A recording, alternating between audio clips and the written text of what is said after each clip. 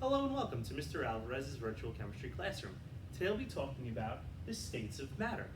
Our aim for today is how can we describe the shape, volume, movement, and particle arrangement of the three states of matter.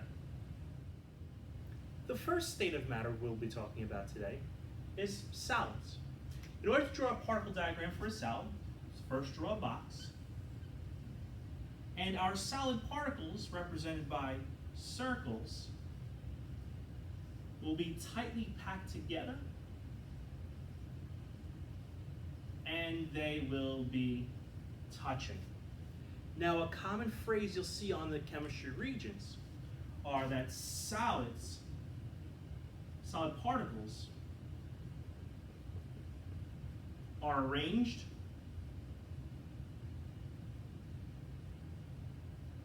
in regular, fixed, geometric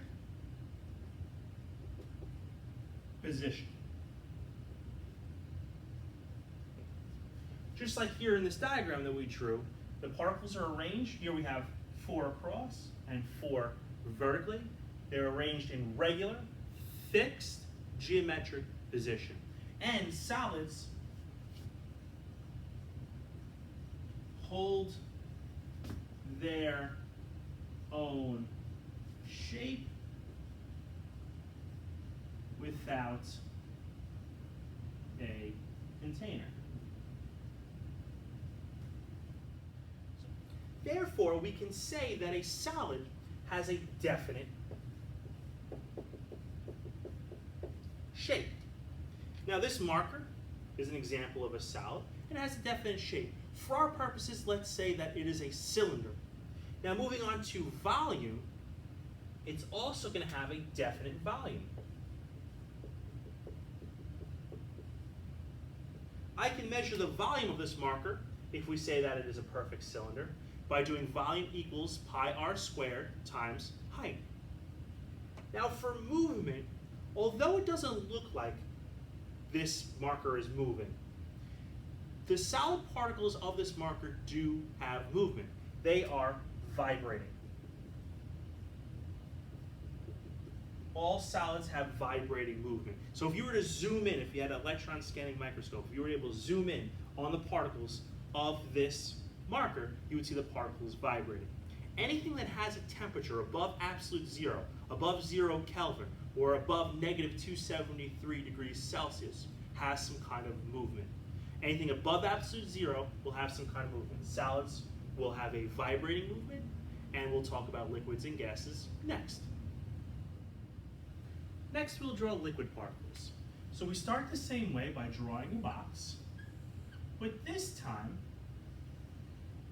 the circles are going to stretch from one edge of the box to the other. Now, the particles are still touching, but they're a little bit farther apart than the solid particles.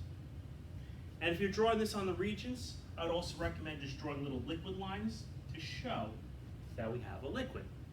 Now, speaking of the regions, a phrase that the regions loves is that liquids take the shape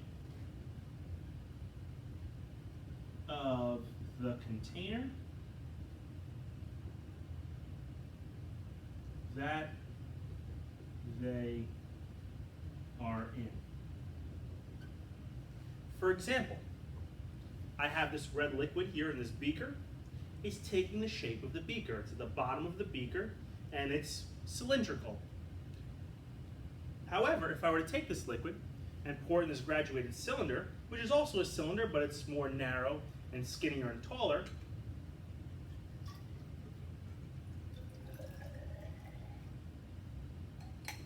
the liquid now takes the shape of the graduated cylinder that's in.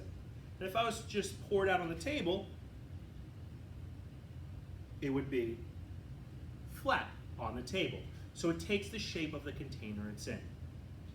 So for shape, liquids have an indefinite shape.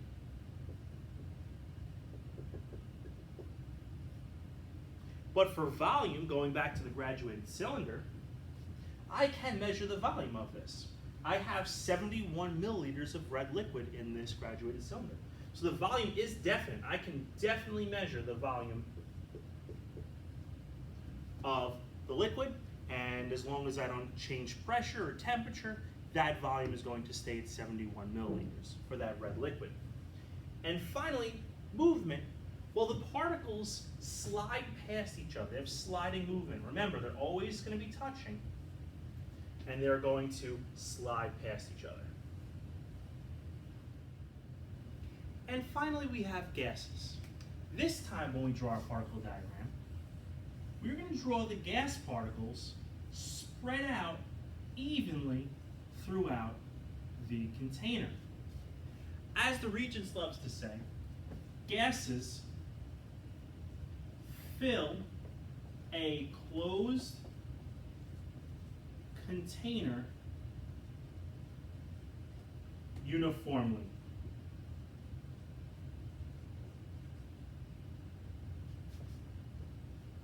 Gases want to be spread out. They do not want to be together. They move freely. Therefore, they're going to spread out. We could also say, besides free movement, that gases move in constant, random, straight line motion. So gases, they'll move in a straight line until they hit something, either another gas particle or the side of the container. Then they'll bounce off and they'll move in another straight line, and that'll continue on and on. So gases fill the closed container uniformly. They're spread out. They don't have a shape. They have an indefinite shape.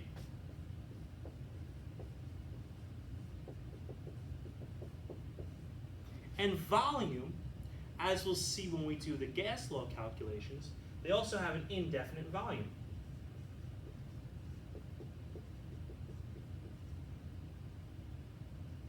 And as we said, the gases move freely, and they move in constant, random, straight line motions.